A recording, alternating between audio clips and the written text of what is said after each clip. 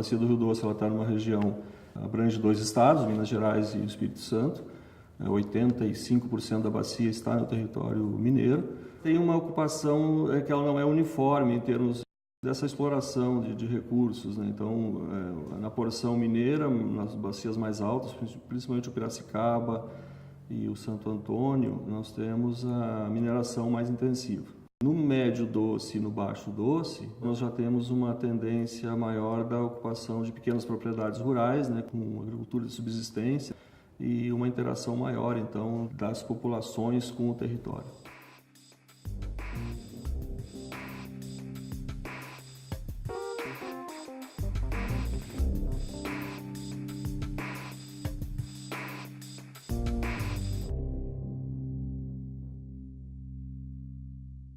Em termos quantitativos, o maior número de usuários são os mineradores, né? Ali está localizado o quadrilátero ferrífero de Minas e a presença das mineradoras é muito forte. Os sistemas de abastecimento público de umas 5 cidades maiores, eles respondem por mais de 90% de toda a arrecadação na bacia. A ANA resolveu experimentar na Bacia do Doce um modo de apoio aos comitês chamado de Unidade Administrativa Regional.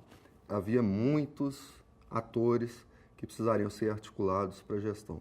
Em Minas Gerais havia 6 comitês, no Espírito Santo 3 comitês, mais o Comitê de Domínio da União.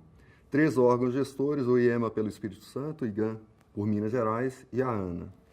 Afora isso, os 3 setores, grandes setores representados nos comitês de bacia: usuários, sociedade civil e governo. Então, nesse período que antecedeu o plano, de 2006 a 2009, foi o período utilizado para pactuar com os diversos comitês o arranjo que se gostaria de construir no âmbito da bacia do Rio Doce para a gestão. Esse apoio da ANA e dos órgãos gestores foi fundamental para que a gente pensasse um modelo de comitê de integração que tivesse uma agência única e uma agência com capacidade técnica e financeira para dar resposta aos graves problemas, aos grandes desafios que nós tínhamos na bacia. Foram várias audiências públicas com a comunidade, com os setores envolvidos, né, a sociedade civil, o usuário, o poder público. Então a discussão foi muito ampla e participativa na elaboração do plano de recursos hídricos aqui da Bacia do Rio Doce. E assim foi, num processo demorado, extremamente participativo, com a contribuição de todos, constituído o nosso plano integrado de recursos hídricos, que abriu a cabeça de todos para uma nova concepção de bacia e para a necessidade da constituição de um comitê diferente, que fosse um comitê de integração. Essa discussão do regimento interno do Doce trouxe como consequência discussão, por sua vez, dos regimentos internos dos comitês estaduais que compunham, e tudo isso foi formando em todos os conselheiros de todos os comitês a concepção da necessidade de trabalhar a bacia de forma integrada. Com todos os comitês, todo mundo entendeu que era importantíssimo que cada comitê tivesse sua voz nesse processo, né, participasse, e foi aí que foi dada a largada para a gente começar todo o nosso processo de integração, hoje com todos os comitês integrados e com representantes no plenário do Comitê da Bacia do Rio Doce. Elaboramos 10 planos num único processo. Então, essa interação de todos esses documentos e todas as previsões e as ações previstas de uma maneira harmoniosa, onde não há uma dissociação das necessidades de cada uma das bacias. Por quê? Porque o processo foi elaborado conjuntamente. O plano integrado da Bacia do Doce está sendo fundamental para o processo de gestão que está sendo desenvolvido na bacia e também nos comitês de subbacia. É um documento norteador das ações dos comitês, principalmente no que diz respeito à aplicação de recursos da cobrança. Ele realmente conseguiu fazer essa construção ser de forma pensada como a bacia como um todo. O plano ele é composto por algumas questões referenciais. Em cada questão referencial dessa, você tem alguns programas para a recuperação da Bacia do Rio Doce, ligados à questão de quantidade e qualidade de água, recuperação de APPs e nascentes, uso racional da água na agricultura, alguns programas também para contenção de atividades geradoras de sedimentos, tem a questão de cheias, né? Então são vários programas de acordo com essas questões referenciais. Depois de 2011, 2012, nós tivemos um problema sério de cianobactérias em várias cidades do Rio Doce. E aí, como os comitês já estavam também integrados, a gente identificando isso, nós chamamos todos os atores do saneamento que estão nos comitês e fomos tentar ver uma solução conjunta para aquilo ali.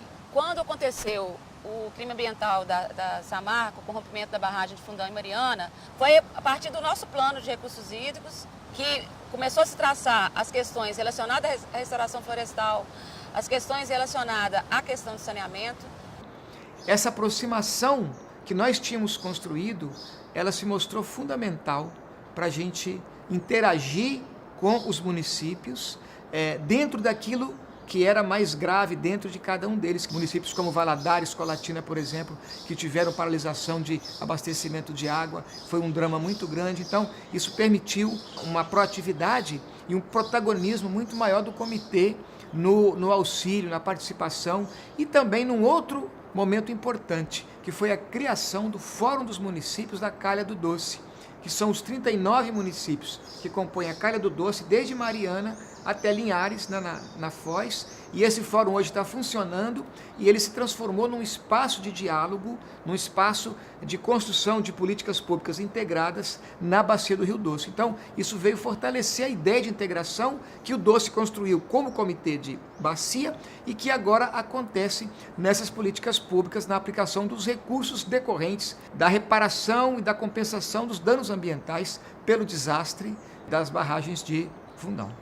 O desastre de Mariana foi um marco ali do ponto de vista ambiental e hídrico na bacia.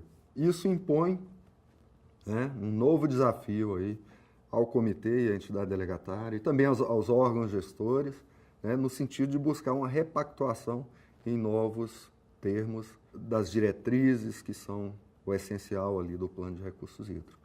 Um outro aspecto que eu acho que merece ser apontado, como desafio ainda na bacia, é exatamente a questão de que aconteça na porção capixaba a aprovação da cobrança. Desde que o plano foi aprovado lá em 2010, já havia esse norte para que a bacia aprovasse essa cobrança e que essa cobrança acontecesse no território de uma forma geral. Cada comitê mineiro também fez a sua discussão de como que ele utilizaria esses recursos no seu território, já que a lei mineira estabelece que tem que ser dentro do território.